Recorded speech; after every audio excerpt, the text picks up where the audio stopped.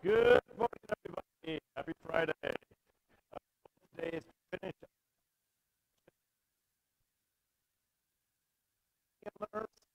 and as time allows, we'll start tackling the autonomic nervous system. We're kind of pressed for time, so I'm going to go ahead and minimize the attendance code, 4723 if you haven't taken attendance yet. And we covered this slide, yes, on Wednesday. It's worth re-emphasizing. I don't want to start a little bit. So we look at the language centers of the brain. We have Wernicke's area. Wernicke's area focuses primarily on recognition of speech. We have Broca's area on forming the words, to form those words, which is located in the right hemisphere, and that has to do with things like the tone of voice, the pitch of your voice, to recognize things such as sarcasm, so on and so forth. And then we have aphasia, some type of a deficit in language. And there's different kinds of aphasia located or part of the have Broca aphasia, also known as non-fluent. These are individuals forming the words and choosing the words. Then we have fluent or Wernicke's aphasia. These individuals have no problem with the motor paths associated with language. Their problem is interpretation of the meaning of the word. Clearly, and they clearly will speak gibberish. And then we have anomic aphasia. These individuals can have they function fine verbally, but when it comes to written language, these individuals struggle. So here's the review question. Which body region is controlled? You could flip back a couple slides to the homunculus of the motor cortex that shows that. Another way you could approach this question is to think about which area has the smallest motor units. If it's fine motor or small motor units, we're going to dedicate a lot of processing power to controlling the skeletal muscles in that area.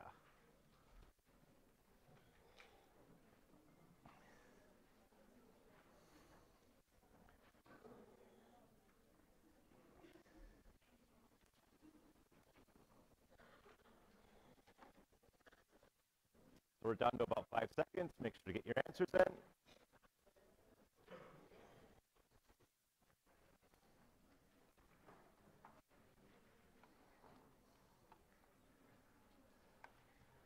So when we look at the homunculi for motor control, our face and our hands have disproportionately large amounts of that gyrus dedicated to motor control. And if we think of it in terms of motor units, we have very fine motor control in our hands and our fingers. When we look at our shoulders, toes, trunk, and neck, these are all areas that are associated with fine motor control. Region of our motor cortex dedicated to it. And we did okay-ish as a class. So we also focus on visualization of the hemispheres. Now, if we look at the hemispheres, include the caveat that the brain is flexible. Individuals that have had part of their cerebrum removed for various reasons, usually a brain tumor, will have another part of the cerebrum rewire itself and take over that loss of function. The younger the individual is when this happens, the more likely the cerebrum is to repair. Left to its devices, assuming we have an intact cerebrum, these are the general locations for functions. And as we look at the left and right hemisphere, I want to think versus emotional hemispheres. When we think of the left hemisphere, this lateralization of the hemisphere is going to make the left hemisphere referred to as the categorical hemisphere, sometimes referred to as the logical hemisphere. And when we look at our left hemisphere, this is going to focus on typically, math, science skills. Pattern recognition is primarily going to be associated on the left hemisphere. Being able to perform logical analysis and make predictions is going to be with the left hemisphere. When we think of the right hemisphere, I want you to think of the intuitive hemisphere, the artistic hemisphere, sometimes also referred to as the rotational hemisphere. So this is the part of the brain that's going to focus on creativity, imagination. Artistic talent is typically going to be localized in this part of the brain. Individuals with lots of artistic talent will have a very active right hemisphere. And it doesn't matter what artistic talent we're talking about. We could talk music, we could talk oil paints, we could talk any kind of art. Right hemisphere. Something that I find particularly interesting is the art of math. And I know that's kind of an oxymoron for most people. When you learn math in elementary school and secondary school, it's left hemisphere kind of math, very logical, very sequential, this. But when you get to the high-level math classes, when there is no one right answer, that's just left hemisphere, right hemisphere. And we find that high-level mathematicians, when they're doing high-level mathematics, have to be very imaginative. So it's possible to do art with math in that respect.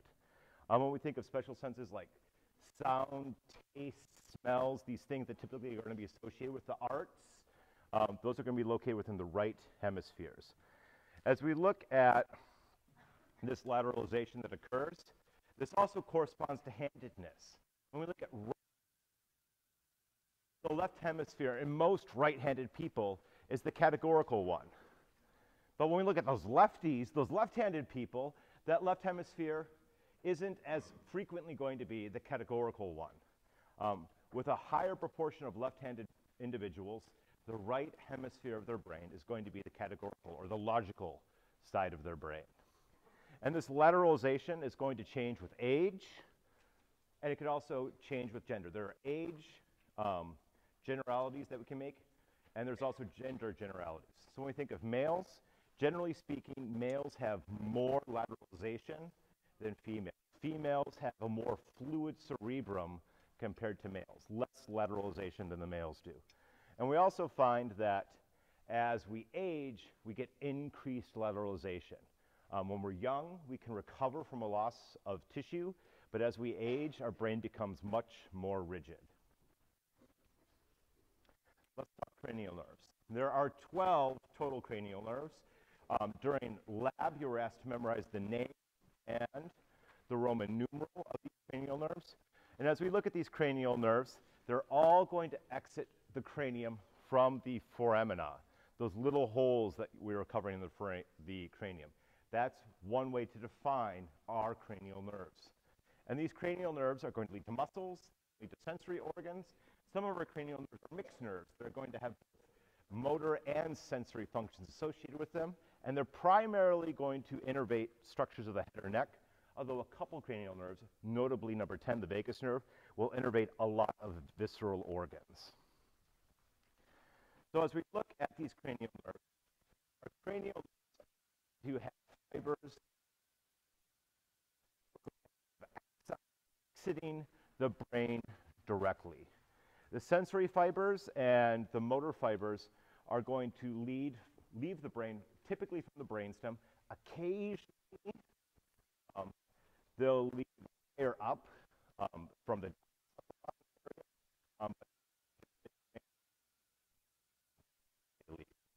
and as we look at these cranial nerves, they are going to be ipsilateral in function, typically going to carry information that doesn't cross from left to right.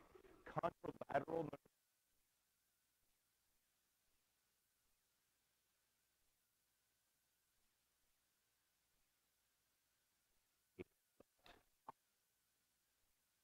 brain from the left eye.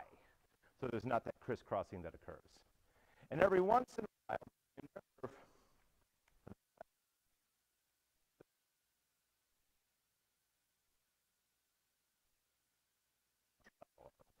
we're not going to spend time focusing about processing pathways within the brain, but it's worth emphasizing that with the optic nerve specifically, half of the signal crosses to the opposite side of the brain. The other half of the signal will stay on the same side of the brain. So we have partial lateralization or partial desiccation of the optic nerve. The trochlear nerve also does that as well, except instead of partial lateralization or being partially desiccated, our trochlear nerve will be 100% desiccated. As we look at our cranial nerves, we have sensory nerves, we have motor nerves, and we have mixed fibers. Cranial nerves 1, 2, and 8 are sensory nerves. Cranial nerves 3, 4, 11, and 12 are motor. And then when we look at cranial nerves 5, 7, 9, and 10, those are mixed nerves. They serve both sensory and motor functions.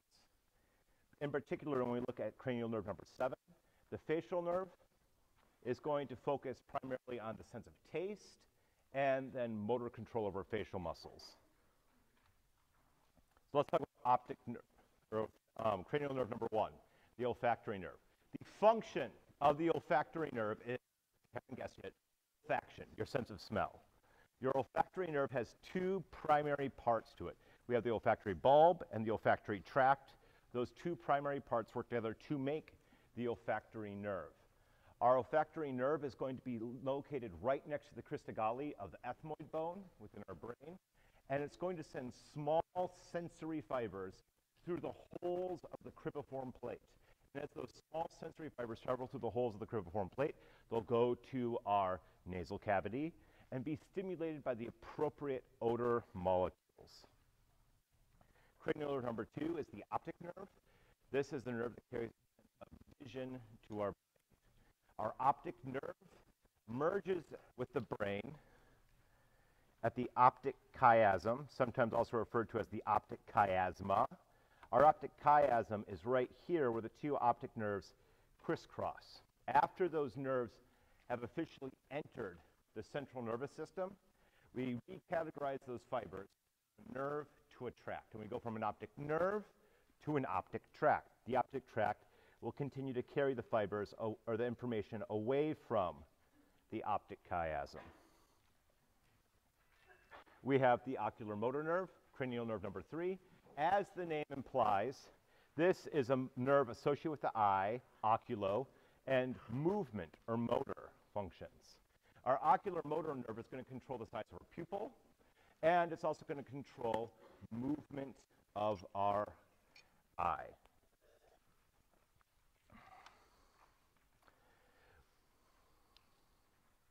As we look at the oculomotor nerve, to discuss some of our lab objectives that we've covered during lab, it's going to innervate the medial rectus, the superior rectus, the inferior rectus, and the inferior oblique. So it's going to innervate quite a few of those muscles that you were learning during lab this week. As we look at the trochlear nerve, cranial nerve number 4, that is a nerve that's going to be associated primarily with movement of the eyeball. Our trochlear nerve is going to innervate the superior oblique muscle. We also have the trigeminal nerve. Our trigeminal nerve, cranial nerve number 5, is the largest cranial nerve and has a wide variety of functions. Our trigeminal nerve has 3 big branches, hence the name or the prefix tri. And as we look at those 3 large branches of the trigeminal nerve, they're going to serve distinctly different functions. The first branch of cranial nerve number 5 is known as the ophthalmic branch. This ophthalmic division is going to be associated with innervation of multiple senses all along the face. So we're going to have senses of touch, sense of pressure, a little bit of pain. Think of general sensation of the face. We're also going to have the maxillary division. The maxillary division, V2, is also going to be associated with sensation of the face. And then we have the mandibular division. Our mandibular division is associated with both sensation and movement of skeletal muscles associated with the mandible. Cranial nerve number 6 is the abducens nerve. This is associated with moving the lateral rectus muscle, or innervating the lateral rectus of our orbital cavity. Cranial nerve number 7 is the facial nerve. This is a dual-purpose nerve. It's a motor nerve, and that helps control the muscles of our face. It helps to give us facial expressions. It helps to regulate those voluntary motor movements and some involuntary motor movements. When we think of the salivary glands, tear production, the palatine glands, these glands are going to have some smooth muscles that can contract and secrete those fluids. Think about how when you smell something delicious and all of a sudden it makes you feel hungry, and almost instantaneously you start salivating. Instantaneous salivation comes from contraction of the smooth muscles within those salivary glands, stimulated from the facial nerve, cranial nerve number 7. It's also going to be associated with sensory functions, primarily taste on the front of the tongue, or the anterior 2/3 of the tongue. When testing for damage to the brain, a lot of times clinicians will take out pieces of sour stuff, pieces of sweet things, and then they'll do a taste test on the tongue and figure out what the patient can taste and where on the tongue they can perceive that sensation of taste to help diagnose damage to this nerve or the glossopharyngeal nerve. As we look at the facial nerve, damage to this nerve, in addition to making it so that we can't have appropriate sensation of taste, will also result in the facial muscles not working appropriately. So because we have two branches, one for the left, one for the right, if the left facial nerve is damaged, or vice versa, if the right facial nerve is damaged, the right side of the face will become drooping. We have the vestibulocochlear nerve, cranial nerve number 8. This comes from the inner ear. It's a merging of two separate nerves. We have the vestibular nerve that carries our sense of equilibrium. We have our cochlear nerve that carries our sense of sound. And those two separate nerves merge together to form the vestibulocochlear nerve. The old school name for this nerve was the auditory nerve. But that was a misleading name because it does more than just carry the sensation of sound. It carries the sensation of sound and our sensation of equilibrium. So a better name for it is the vestibulocochlear nerve. We also have the glossopharyngeal nerve. This is primarily a motor nerve associated with moving the muscles of the mouth for swallowing. It's going to innervate the tongue, which is sometimes referred to as the glottis.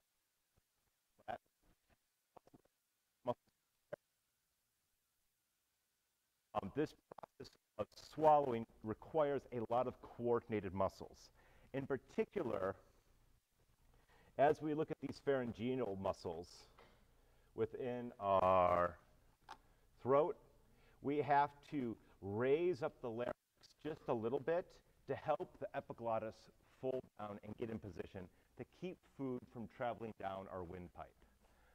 If we don't have a properly functioning glossopharyngeal nerve, we're prone to having a lot of food and liquids go down our airway, and as you can imagine, that's not a good thing to have occur. We also have the vagus nerve. It's named after the Latin term for vagabond. And vagabond is a word that's not used very often anymore. A vagabond is somebody who wanders from location to location. They don't have a set home or a set site where they belong. And if we think of the vagus nerve, it wanders from visceral organ to visceral organ within our abdominal pelvic cavity and our thoracic cavity as well. It's going to affect the lungs, the heart, the liver, the stomach, the colon, the small intestine, the kidneys, the spleen. The vagus nerve is one of the single most important nerves of the parasympathetic division of the autonomic nervous system.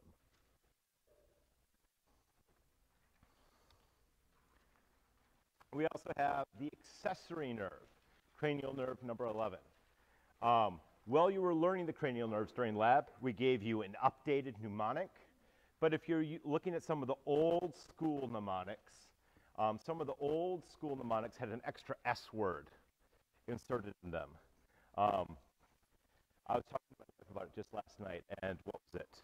On old Olympus, towering tops, a Finn German sampled ample hops. Old school mnemonic.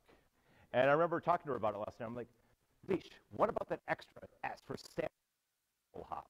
And that extra S was from the old school name of this nerve. It used to be referred to as the spinal accessory nerve. It's been found to do more than just go to the spine.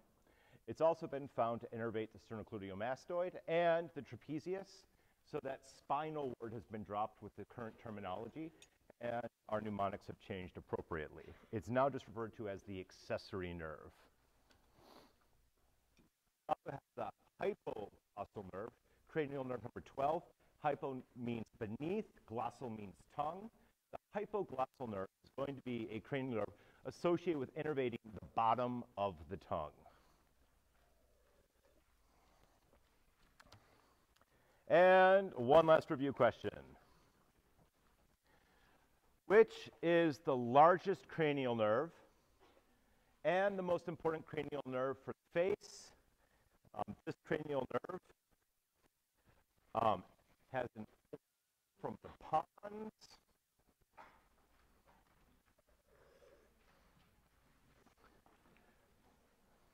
It also has 3 primary branches.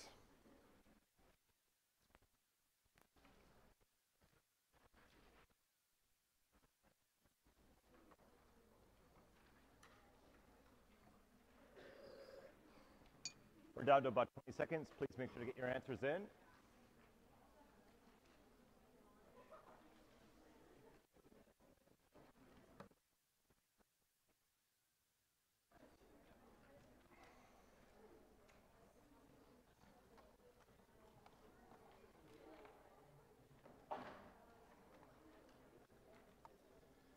Guys, gals, the largest cranial nerve of the brain and the one that's most important for the face is the trigeminal nerve. And we pretty much nailed it as a class. The facial nerve would be the obvious second guess because of the word face within the question. But the largest cranial nerve is going to be the trigeminal nerve. And that is it for brain integrative functions. We're now going to shift gears and focus on the autonomic nervous system.